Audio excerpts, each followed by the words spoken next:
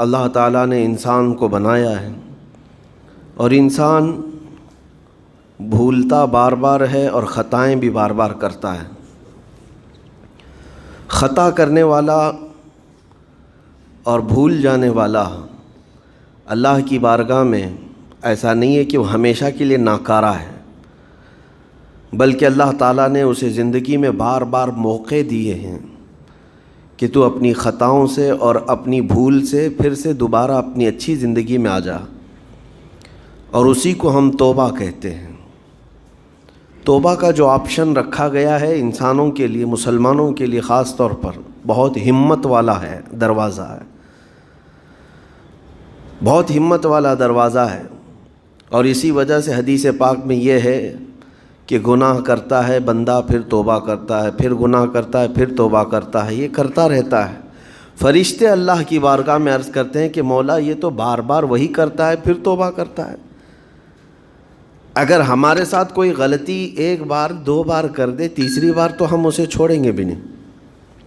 انسانوں کی طبیعت تو یہی ہے، لیکن بندہ جب بار بار ایک خطا کرتا ہے اور پھر توبہ کرتا ہے، پھر خطا پھر توبہ، تو فرشتے جب اللہ کی بارگاہ میں یہ عرض کرتے ہیں کہ مولا یہ ہر بار یہی کرتا ہے، تو جانتے ہیں پروردگار عالم کیا فرماتا ہے؟ ارشاد فرماتا ہے، اے میرے فرشتوں، میرا بندہ مجھے رحمان سمجھتا ہے، اس لیے بار بار توبہ کرتا ہے، مجھے وہ ارحم الراحمین سمجھتا ہے، ورنہ کون بار بار اللہ تبارک و تعالیٰ کی بارگاہ میں دروازہ کھٹکھٹاتا؟ تو رب تبارک و تعالیٰ ارحم الراحمین ہے، یہ تصور ہر مسلمان کے ذہن میں ہے، اس کی وجہ سے وہ کبھی مایوس نہیں ہوتا۔ اور شیطان کا سب سے بڑا حربہ کیا ہے جانتے ہیں آپ؟ سب سے بڑا بہکانے کا اور گمراہ کرنے کا اور ہمیشہ گناہوں میں ملوث رکھنے کا سب سے بڑا آلہ، کہ بندے کو سب سے پہلے نا امید کرتا ہے، اب تیرا کیا ہوگا، تو بہت برباد ہو چکا ہے۔ یہ جو خیال شیطان ڈالتا ہے دل میں، اس کے بعد پھر وہ بندہ جری ہو جاتا ہے، اب میرے توبہ سے بھی کچھ ہونے والا نہیں ہے، جو جس طرح زندگی چل رہی چلنے دو، ارے 50 سال ہو گئے اب تک میں یہی کرتا رہا، اب کیا سدھروں۔ یہ جو خیالات ہے یہ شیطان ڈالتا ہے تاکہ اس کی کفر پر موت ہو جائے، تاکہ وہ ہمیشہ گناہوں کی موت مرے۔ نا امیدی جو ڈالتا ہے شیطان، اب میرے ساتھ کچھ ہونا نہیں ہے۔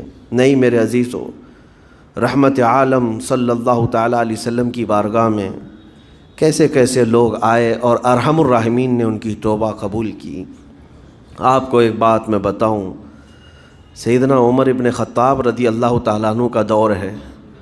مثنوی شریف میں مولانا روم فرماتے ہیں، جنت البقیع آپ نے سنا ہوگا، قبرستان مدینے کا، مدینے کے قبرستان میں رات کے وقت ایک بوڑھا آدمی 80 سال کا جو بانسری بجاتا تھا اور اسی سے پیسہ کماتا تھا، اس کی بانسری میں بڑی اچھی لے تھی، بڑی سر اچھی تھی، لوگ سنتے تھے اور پیسے دیتے تھے، لیکن بڑھاپے میں جب سانس پھولنے لگ جاتی ہے، ہانپنے لگ جاتا ہے، سانس نہیں ٹھہرتی، تو بانسری کیسے بجتی؟ اس کی لے ٹوٹ جاتی، لہجے بدل جاتے۔ بوڑھا آدمی، اب اس کی بانسری سننے کو کوئی آتا نہیں تھا اور پیسے ملتے نہیں تھے، تھک ہار کر کے وہ آیا، رات کا وقت تھا، جنت البقیع قبرستان میں، 80 سال کی عمر کا ہو گیا ہے، اس نے بانسری توڑ دی، کہا زندگی بھر جس چیز سے میں کماتا تھا اب میری سانسوں نے جواب دے دیا، جسم پھولنے لگا ہے، سانس زیادہ آنے لگ گئی ہے، اب میرا کھانا پینا کیسا چلے گا؟ خیر ارحم الراحمین، ہوں تو تیرا ہی بندہ، میرے اہل و عیال نہیں، میرے رشتہ دار نہیں، مجھے اگر تو بھوکا مارنا ہے تو اسی قبرستان میں مار دے، یا اگر میری زندگی باقی ہے تو میرے رزق کا انتظام کر دے۔ وہ رو رہا تھا 80 سال کی عمر میں۔ جب بندہ لاچار و مجبور ہوتا ہے تو پروردگار کو ہی یاد کرتا ہے۔ جانتے ہیں عمر ابن خطاب رضی اللہ تعالیٰ عنہ امیر المومنین مسجد نبوی میں تھے اور ان کی آنکھ لگی تھی، خواب میں رسول پاک صلی اللہ تعالیٰ علیہ وسلم تشریف لائے، کہا عمر اللہ کا حکم ہے جنت البقیع میں جاؤ، ایک بھوکا آدمی کھڑا ہے، اپنے گھر سے کھانا لے جاؤ اور اس کی ضرورت کا انتظام کرو۔ نیند کھلی تو آپ نے دیکھا اللہ کے حبیب صلی اللہ علیہ وسلم کی طرف سے حکم آیا اور رب ذوالجلال کا حکم ہے.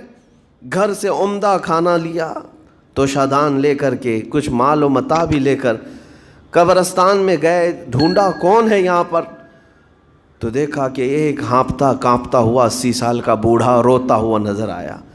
امیر المومنین اپنے ہاتھ میں توشادان لے کر اس کے قریب گئے. کہا تو بھوکا ہے؟ کہا ہاں بھوکا ہوں. بیٹھ چل میں تجھے کھلاتا ہوں. دسترخوان بچھا کر اسے اپنے ہاتھوں سے کھلایا اور اسے اپنی ضرورت کے مطابق جو ضروریات تھیں اس کی ضرورت کے مطابق وہ ساری چیزیں دی. وہ بوڑھا پوچھتا ہے آپ کون ہیں؟ حضرت عمر فاروق نے کہا میں عمر ابن خطاب ہوں. وہ ڈر گیا. حضرت عمر سے کون نہیں ڈرتا تھا کہ کہیں یہ کھلا پلا کر کے مجھے کوڑے نہ ماریں کہ زندگی بھر بانسری بجانے والا آج پکڑا گیا ہے, ہاں آج مجھے یہ سزا نہ دے دے. وہ کانپنے لگا. کہا کہ آپ یہاں کیسے؟ حضرت امیر المومنین کہتے ہیں میں خود نہیں آیا, مجھے اللہ کے رسول نے بھیجا اور رب تبارک و تعالیٰ کا حکم آیا تھا کہ تو بھوکا ہے اور تو نے رزق مانگا ہے اور مجھے تیرے رزق دے کر کے بھیجا گیا ہے. وہ چیخ مار کر کے گر پڑا زمین پر اور رونے لگا اپنے ہاتھ پھیلا کر. کہا سچ فرمایا مولا تو ارحم الراحمین ہے. 80 سال تجھ سے دور بھاگتا رہا, ایک بار کیا تجھے میں نے پکارا, تو نے وقت کے امیر المومنین کو کھانا دے کر بھیج دیا. اللہ رب العزت کی بارگاہ میں نا امیدی اور مایوسی جو شیطان لاتا ہے اس سے بندے بھٹک جاتے ہیں, بہک جاتے ہیں, انہیں توبہ کی توفیق بھی نہیں ملتی. اسی لیے میرا مولا فرماتا انا عند ظن عبدی بی. رب تعالیٰ فرماتا میرا بندہ میرے بارے میں جیسا گمان کرتا ہے میں اس کے ساتھ ویسا سلوک کرتا ہوں. تم کیا گمان کرتے ہو؟ وہ سخت پکڑ کرے گا, ابھی مار ڈالے گا. وہ غفار ہے, قہار ہے, جبار ہے, لیکن ساتھ میں وہ ستار بھی ہے, وہ رحمان بھی ہے, رحیم بھی ہے.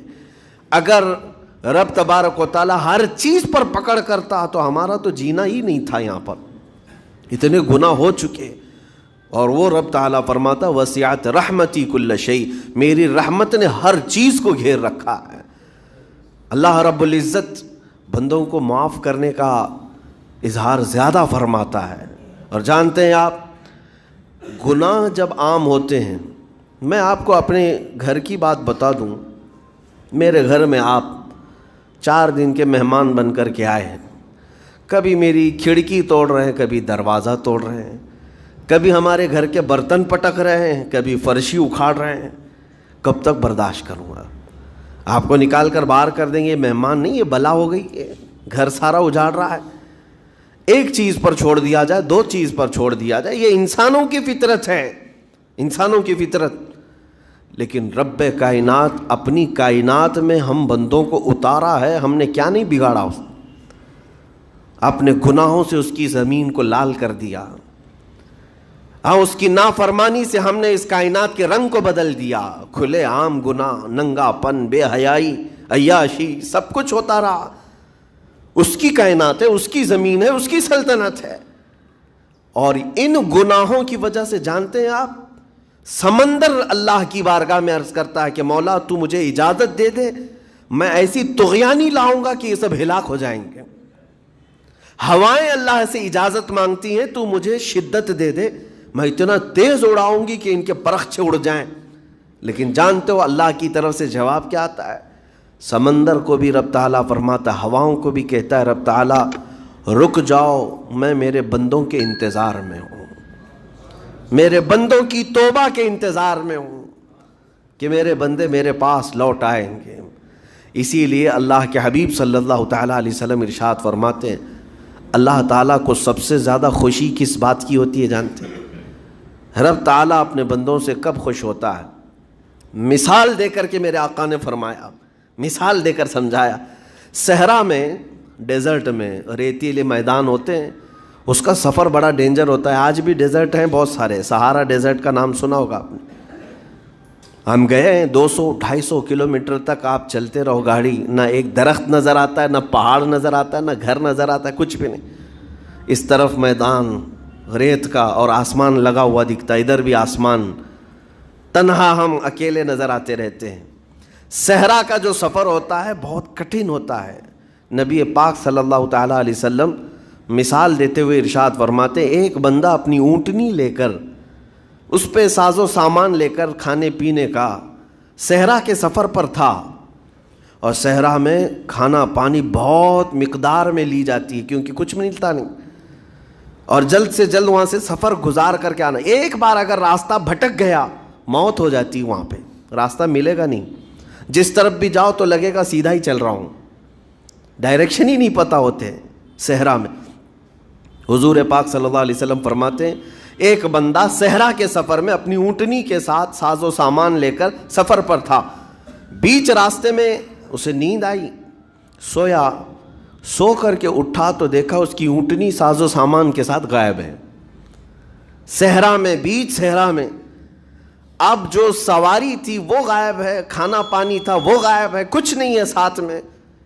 گھبرا گیا, پریشان ہوا, اپنی اونٹنی کو ڈھونڈتا ڈھونڈتا تھک گیا. کبھی ادھر کبھی ادھر, کبھی ادھر کبھی ادھر, ہر جگہ کہیں کوئی نشان نظر نہ آئے. اور جب سواری نہیں ہے تو اب کئی 100 کلومیٹر کا بغیر کھانے پینے کے کیسے سفر کرتا.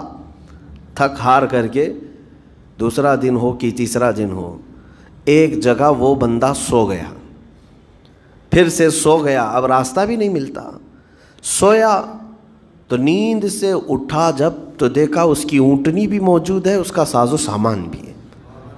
یہ مثال ہے, یہ مثال ہے. میرے آقا صلی اللہ علیہ وسلم صحابہ سے اب پوچھتے ہیں اے میرے صحابہ بتاؤ اس بندے کو جو صحرا میں گمشدہ اونٹنی جس کی مل جائے اسے خوشی کتنی ہوگی. صحابہ کہتے ہیں یا رسول اللہ اس کی تو جان میں جان آ گئی ہوگی, کیونکہ وہ جانتے تھے صحرا کا سفر کیا ہوتا ہے. کہا سب سے زیادہ اسے خوشی ہوگی کہ اس کا کھویا ہوا سامان مل گیا, کھوئی ہوئی سواری مل گئی. میرے آقا صلی اللہ علیہ وسلم فرماتے ہیں گمشدہ اونٹنی کے ملنے پر جیسے اس مسافر کو خوشی ہوئی, اس سے کئی زیادہ بڑھ کر کے رب تعالیٰ کو اس وقت خوشی ہوتی ہے جب ایک گنہگار بندہ واپس توبہ کر کے اس کی بارگاہ میں آتا ہے. رب تعالیٰ کی بارگاہ میں جب بندہ پلٹ کر کے آتا ہے, رب تعالیٰ فرشتوں پر اس بندے کو دکھا کر رشک کرتا ہے. ارشاد فرماتا ہے میرا بندہ میرے پاس آ گیا, میرا بندہ میرے پاس آ گیا ہے.